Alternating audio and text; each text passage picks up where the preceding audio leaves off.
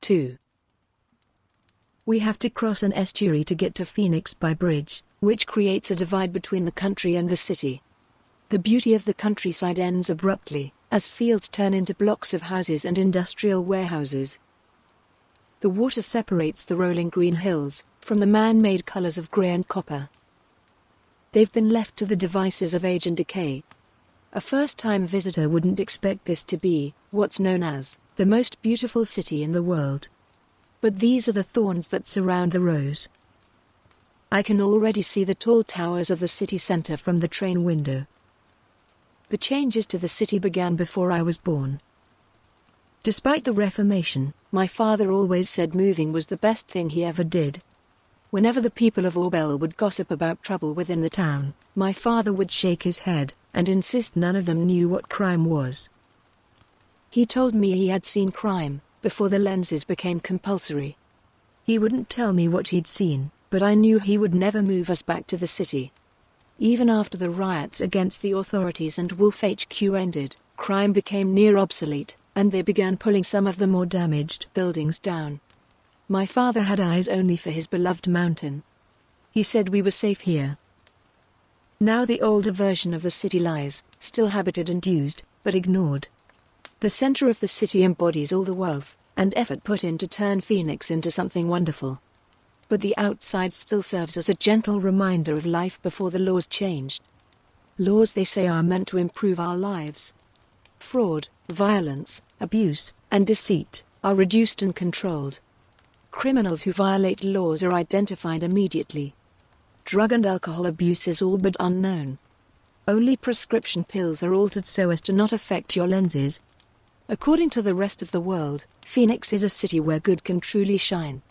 Truth is easily identified, health is better monitored, and everyday life is controlled and safe. This city is a most desired idealism. While the older buildings fade, along with memories of the past, the future of Fenix appears golden. And so we pass the dirty stone walls and washing lines running from wall to wall, like spider silk, until we roll into Fenix city center. Advertising boards change, from detergent and soaps, to celebrity-endorsed books, and Cornelius Morgan, the face of Wolf, who appears to be promoting yet another Wolf development. When we pass through a tunnel, I notice a handful of young people scrubbing the walls clean of graffiti. They're being surveyed by armed members of city police, and I catch some of the words under soap and scrubbing brushes. "They blink with blood," is one of the comments. And the graffiti artist has depicted the wolf's globe emblem, with a red ocean instead of blue. The red spray paint has seeped into the green, used to create the rest of the globe. As such, our land is being swallowed by a bloody sea. Whoever did this will be severely punished. I quickly sit up in my seat and choose to look at my mother instead, until we reach the station. We step onto a clean, shiny platform. It's impressive to look at, but to the ears this station is a living hell. I grip my mother's hand and steady her down from the carriage. "I'm going to find out where we're going, don't go anywhere." I lead her to the side, out of the way. I don't take my mother into crowds, because people don't understand why she stands rigid and unmoving for them. I've seen people shove her in the past, not acknowledging her white cane. People constantly stare, although she doesn't know it. It's not strictly their fault. Blind people are an exceptionally rare sight, since Wolf became known globally. They can cure almost any optic ailment. Except, we've discovered, that which they created themselves. Maybe today they'll tell us there's been a breakthrough. She stands patiently, her cane planted squarely between her feet, like a swordsman driving the top of his blade into the earth. I remember some people used sticks to detect motions and sounds from the ground. She looks concentrated, as always, and the rumbling of trains and clatter of footsteps must be deeply unnerving for her. Okay. I take her arm again. Let's go. We could use the public transportation, but after the train journey we're both glad to stretch our legs. We walk through parks, under bridges that support standstill traffic, and past many monuments, before reaching the shops. I find it mind-boggling to watch the other people my age, dressed in city clothing, with their headphones in, and their hair chopped and colored. If I'd been born here, as I ought to have been, I suppose I'd be one of them. Everything always looks fresh here, as though someone's repainted it every time we visit. They probably have.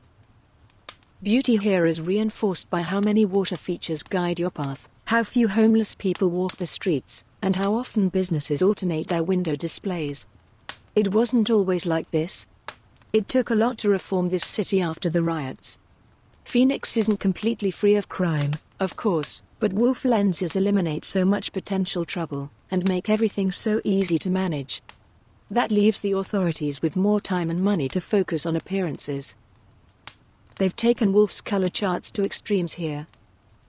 Wolf has a shade of color for every human emotion, and the city has done its research to make Phoenix an idealistic place. Whether they've succeeded is another matter. After all, you can't take stress out of the everyday. People are still occupied, still impatient, and still driven by business deadlines. There's still the everyday bustle. Still the endless sound of people chatting down their phones as they hurry. Still the need to be somewhere else, faster than one can walk. But at least the environment is controlled. Hans would say it's all false, and every color is artificial. But one could argue it's tidy and monitored. The only thing that negatively affects people here is the stress of the working day. I've seen 10 black-eyed businessmen already. People are stressed, but they're stressed in a city that knows every shadow of stress, and the colors that can be used to combat it. Their favorites are blue, green, and brown. The colors most associated with happiness, love, and calm. Hans once told me the water in the fountains was dyed blue. I don't know whether to believe him or not, but somehow the water's surface always manages to give the feel of a sunny day, even if the sky is thick with grey cloud. The trees don't exactly thrive here, like they do in the countryside, but the city has worked hard to keep the ratio of green and brown even and symmetrical on both sides of the streets. The tops of the trees are pruned perfectly. You wouldn't get anything looking so military in Orbelle. In spring, the trees will blossom into a beautiful shade of pink. They don't mind such feminine colors in spring, when everything is being reborn. They let the petals fall like confetti, encouraging tourists to take photographs, although they send road sweepers out thrice a day to keep the streets clean. They present the color red with a heightened sense of control. You don't have to worry about any of that here. They only use red in reference to something within a contained situation. Some products are permitted to use red to signify things like high sugar content or heightened levels of adrenaline. The only pamphlets and billboards that display red are advertising things like laser tag or glucose drinks. Nothing dangerous. Nothing the city can't control. If the city could limit the color yellow to only one source, it would be the natural, glowing sun. But you can't avoid all colors, and they use yellow to paint lines to limit parking, and on signs warning you away from danger. Yellow puts you on alert, but it keeps you safe, and doesn't raise any panic. So, what's changed? My mother holds her face up against the breeze. I clear my throat and look around. Well, the butcher's is now a tattoo studio. That coffee shop we once went to is now an internet cafe, and there seems to be a new hairdresser above the tanning place. Not much else is different. Good grief, there are enough hairdressers in this city to attend each strand on my head, my mother says. I'm almost glad I don't see some things change. Still, it's all for your generation, I suppose. Let me know if you want to stop anywhere, Lynn. I've not visited a hairdresser or bought a new outfit for years. I rely on Anna to grow bored of her old clothes and my own skill with the kitchen scissors. The idea of being able to treat myself is exciting, but I wouldn't know where to begin. I decide we should check in at Wolf HQ and get our main objective out of the way. I didn't realize Wolf picked a bad day for our appointments. The streets are filled with military recruits. They're identifiable on sight. These are Wolf X recruits, the city's most renowned military, that works in conjunction with HQ. They have the most advanced lenses, unavailable anywhere else in the world. Their uniform is treacle black and tawny brown, and their eyes are defaulted the same colors. They don't appear to emotionally respond to anything. What's going on? My mother stops when I do. The street we wanted is roped off. I've no idea, I say. It's clear we'll need to take another route, so I lead her down another street. The path is paved with glass, and made to look like running water. When I place a foot down, a lily pad will surface to give the impression of supporting me, and keeping us afloat.